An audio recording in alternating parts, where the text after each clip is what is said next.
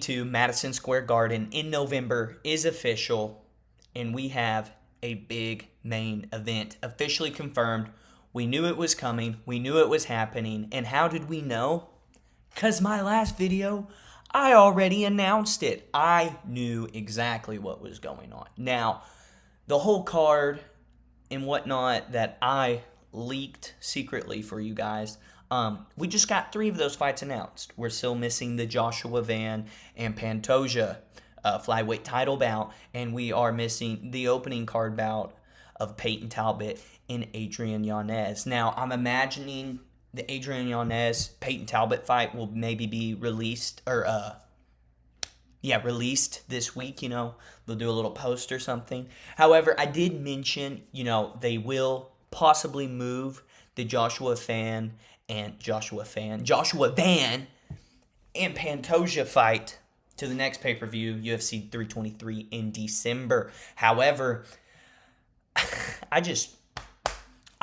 told y'all this was going to be the fight. I knew it was happening. I knew it was going on. I had my sources. I was talking to my friends over at the UFC, and I got it to y'all early, but, we finally got the official announcement. We got other couple fights announced and a couple other things that happened this past weekend and past week. So we're going to get into this little fight announcement, MMA UFC news roundup. I'm going to try to these will maybe be my weekly Monday video, just kind of going over some news and things going on within the community and business. So let's go ahead, jump right into these fights that are officially announced. We have Jack Della Maddalena, JDM, defending his welterweight strap against the former lightweight champion Islam Makhachev in November at Madison Square Garden. I am so pumped for this fight. I think it is so stylistically interesting, and I think there's many different ways this fight could pan out, and it's just one of those where you get 2 top-tier skilled guys in their primes taking on each other. It's a super fight. I think it'd be cool with fights like these if they brought back the old school, in the OG days, UFC 5, the super fight belt. I think that would be kind of cool. Nevertheless, this is a big fight. I really like JDM in this matchup. I like him a lot. Islam, you can take an example, when he fought Dustin Poirier with a bum hip. Dustin Poirier fought him decently close with a bad hip. And I think JDM's boxing is even better.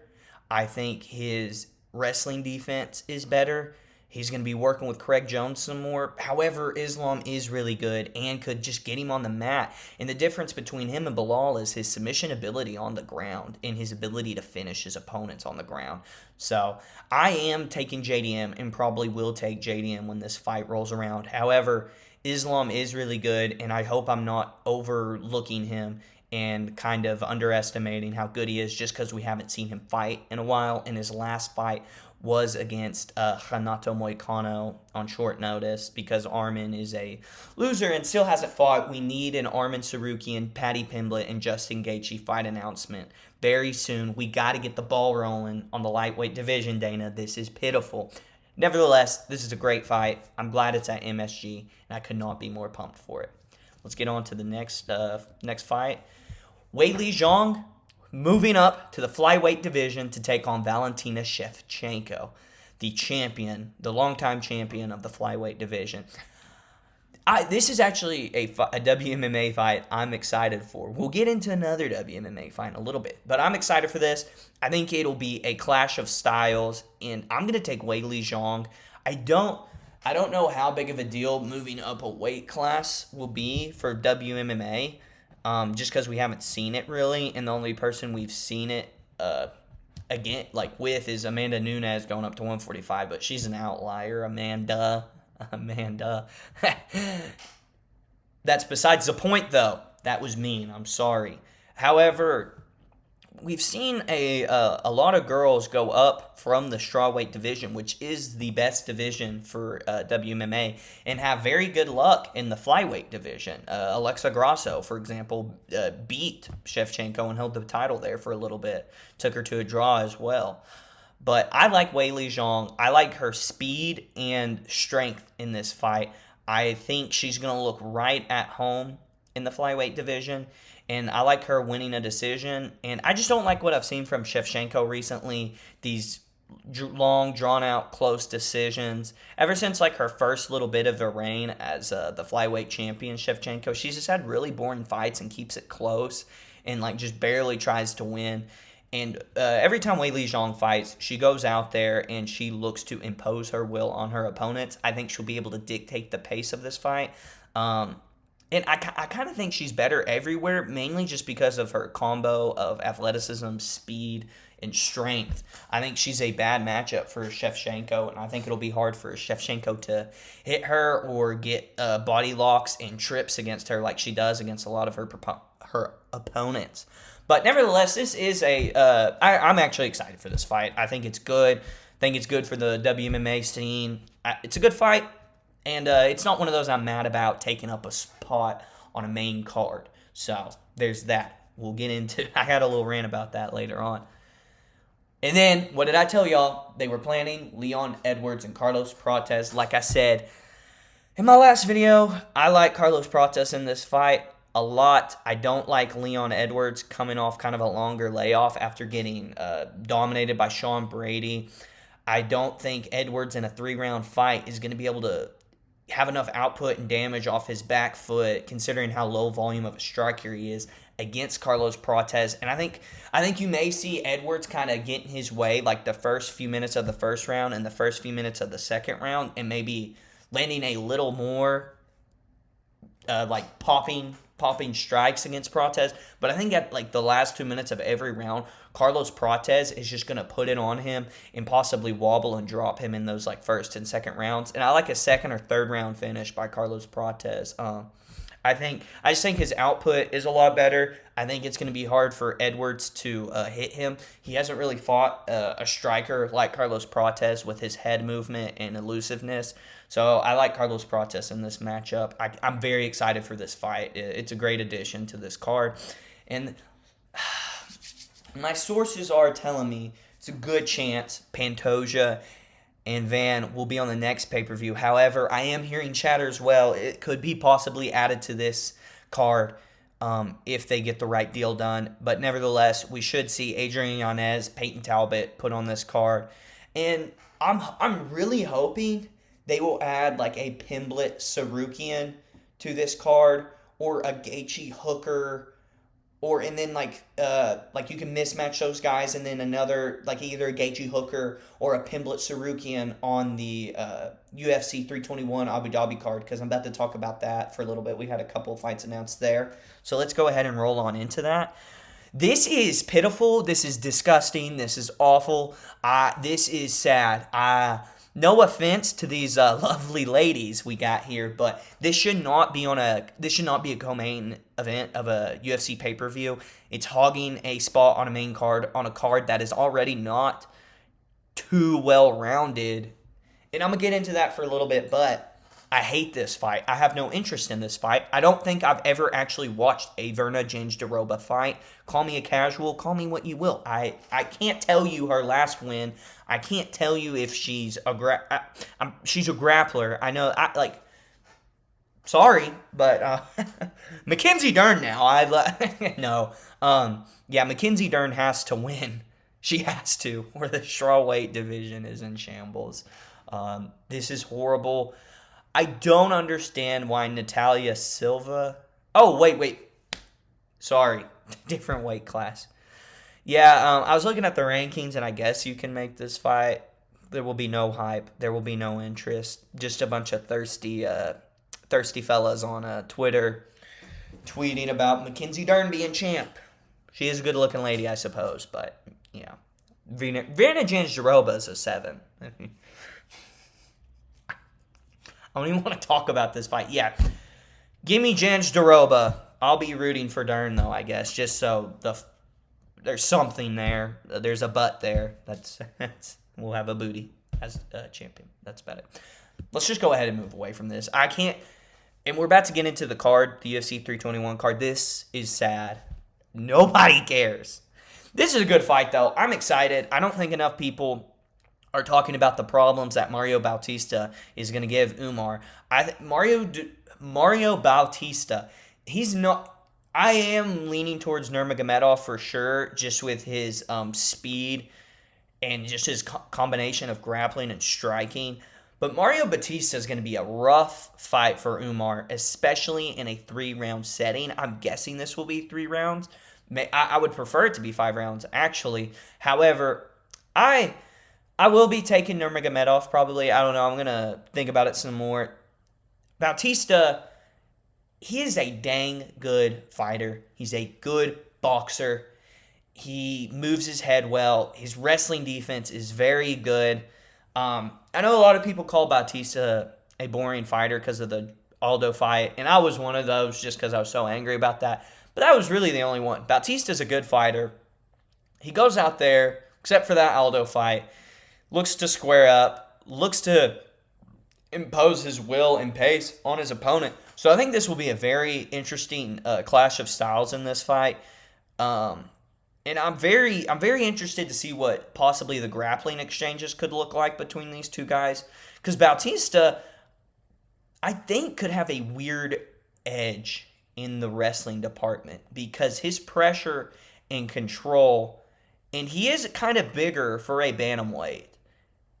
So I'm very interested to see what it looks like. However, I probably will take Nurmagomedov. I think he'll be able to just land some bigger strikes on the feet from weird angles and outpoint him for like a 29-28 decision. But this is an interesting fight and a really good addition to the card. The card needed this big time. And, of course, Umar's set out forever. Has to fight in Abu Dhabi, of course. I mean, they get to do whatever and however they want to, these guys. You know what I'm talking about. But, yeah, it's still a good fight. I really hope they don't just give Nurmagomedov another title shot off this win, especially considering he ducked Petr Yan and decided to fight the number 8 guy, even though I do like Bautista in this fight, kind of. So, but let's move on to talk about UFC 321. Oh, wait. We got to talk about how bad of a promoter Dana White is right now. What is this? Announcing our return. What's he filming on? As UFC 322 takes place on Saturday, November 15th. The main event. No excitement. UFC welterweight champion Yeah. Jack Della Maddalena defends his belt for the first time when he takes on former UFC lightweight champion Islam Makhachev.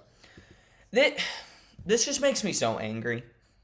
Like, you should be, as the promoter, so excited and just getting amped up over a fight like that. JDM and Islam. And it's 144p. What's he filming on? A BlackBerry? Did he whip out the BlackBerry? This is so bad. The promoting for these fights, especially these big fights, is so disappointing. And, like, the only hype we get nowadays are TikTok edits made by 12-year-olds and MMA YouTubers that we like. That's the only promotion. That's the only hype we get up and get ready for these fights with. Embedded is bland. The press conference is sucking. It's because of him. Every time John Anik does it, they're way better. He doesn't, like... Is this... Makhachev was number 1 ranked pound-for-pound fighter in the world. Or what I've been busy. I got shit to do. Like, this is your job, and you're not doing it. And I'm so sick of it. I used to, like, be a Dana defender. Past couple years, no more, dude. Either get back to work, bro, or get out of the company and go freaking promote Power Slap that nobody cares about. So that's my 2 cents on that. I know everybody's doing a video about Dana and how he sucks, but he does suck. It's sad. And, like, dude, make a cool video announcing it. Or at least, like, use an iPhone camera. What's he filming on? The PS Vita? Is he... What is he doing to the sport? Anyways. So this is the UFC 321 main card. This is the main card. That's the prelim. Which, that's a sleeper kind of fight, you know. The old Iron Turtle's a tough out for Aliskerov. But, well, this is a good fight, interesting fight, good fight, interesting fight, great fight, interesting fight. Nobody cares about Aspinall round 1 KO. When you have Tom Aspinall headlining against anybody but John Jones, because that's the only matchups you'll be able to make for a while. You have to stack the main card, because while you can get excited for Tom Aspinall fighting, Tom Aspinall will end the fight within 1 round. And it's anticlimactic, and that's nothing bad to say about him. He's just so good. He's amazing. He'd wipe the floor with freaking John Jones. Wipe the floor with him. I rewatched the Stipe John fight yesterday. Dude, Aspinall would starch him in 30 seconds. He looks horrible. He looked fat. His legs are small. Pitiful. But nobody cares about this fight. This is your co-main event. Nobody cares. I'm sorry. It's the truth. Nobody cares. Nobody cares except thirsty dudes who are going to stare at Mackenzie Dern. That's it. Great fight. Great main card fight. Good fight. But who really gets hyped about heavyweight fights anymore?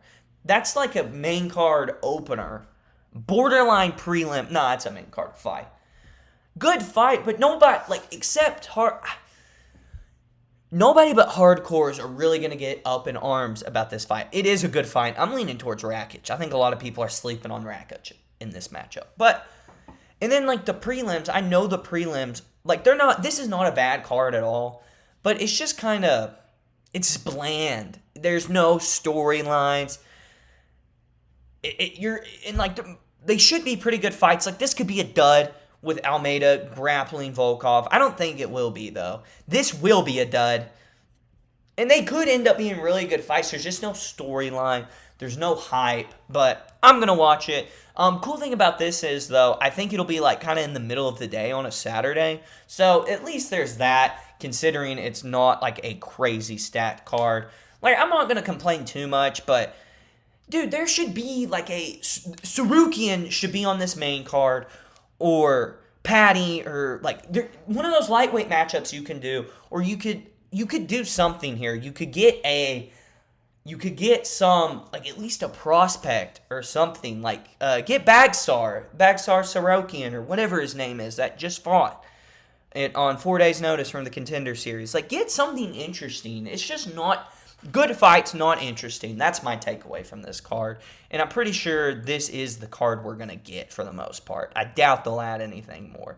And like I said, just another pay-per-view without these top lightweight contenders not fighting. And it's just stupid. And it's a horrible way to run a business when you have a superstar like Ilia Topuria. He needs someone to defend the belt against. And then if you're waiting for UFC 322 to see what Islam does to make that fight, that's a long time, man. So, I don't know. That's my 2 cents. In all honesty, just do Patty Ilia in Spain. UFC 323. First fight of the Paramount deal. That's what I would do at this point, with how long Sarukian sat out, and Gaethje running his mouth like he just didn't get slept by Holloway and beat Rafael Fiziev, who's not even that good in the first place. Pillow hands. So, get Kamaru Usman on here. Get Henry Cejudo. Get something interesting on here. These guys don't fight anymore. It's the same guys that fight. Or you see Rakic. When's the last time Rakic fought? Was it the Yuri fight? Did he last fight at UFC 300? Or am I crazy? I may be crazy. Has he fought anybody else? I think that was his last fight. That's bad. And he fought at 316, the O'Malley card. So that's a good turnaround. Not horrible. These guys haven't fought in forever. No real fault of their own. Nurmagomedov hasn't fought in forever. That's him. That's another one of those. Okay, I'll be done on this point. But let's kind of wrap up with some little quick topics. Good Apex main event. This is a good Apex main event. I will say that. I'm hyped for this fight. I'm leaning towards Kopp right now. I like his speed and wrestling defense. He's very unorthodox. And I think Royval kind of preys on the Moreno type, these guys that we've seen at the top of the flyweight division, because he's a little bit faster than them, has really good pocket boxing, and is able to grapple well against these guys. But I think he's going to have a real hard time getting in close with Kopp and landing strikes. And I think Kopp is going to be able to get off some good, weird angles and hit him pretty well. And I think he'll stuff takedowns. And he's very good at scrambling. So this is a really good fight. This could be a decent Apex card in December if they add some more decent fights on there. So, I'd rather that, like, they need to get out of the Apex. We all know this, but we're never going to get that because we don't get anything good as fans and diehards. You know, we just get Dana, you know, just beating us down and hating us. But this is a good fight. I'll be excited for this fight. I will make sure I'm watching this fight. Some Apex cards I do skip here and there, but I will for sure be watching this fight. I'm excited. I wanted to touch on this real quick. What happened this past weekend? Dude, Darren Till Jake Paul. Do Darren Till Jake Paul. I never really want to talk about Jake Paul on my channel, but I'd love to see the Scouser, Darren Till, take on Paddy Pimblett. Jake Paul. I heard Scouser. But yeah, man, that was a bad knockout. Darren Till looks good in the boxing gloves, in the boxing ring. Not bad. I watched it. Luke Rockhold just, like, he's not a boxer. He fought with a karate stance. Landed good jabs here and there, but didn't have much for Darren Till. And let's end this on a good note, guys. Let's end this on a cinematic masterpiece of a finish by Tony Ferg.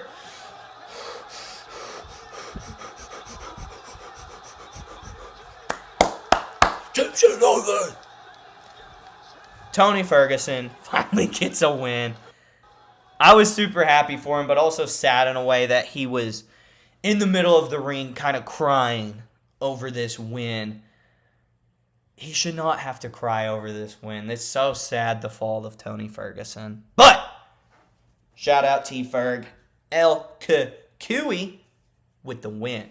It was good to see. Happy to see. It was this Misfits event, like the last 3 fights, somewhat interesting for a combat sports fan with no UFC this weekend. So I'll give it to Misfits on that end. But yeah, I still think it's kind of a circus and pretty retarded and gay if you ask me. But let me know what you guys think of the video and what you guys think of me leaking the fights before they even came out.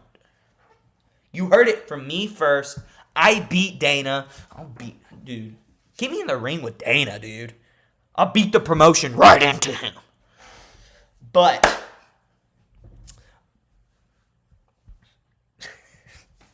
I'm sorry. Let me know what y'all thought of this video.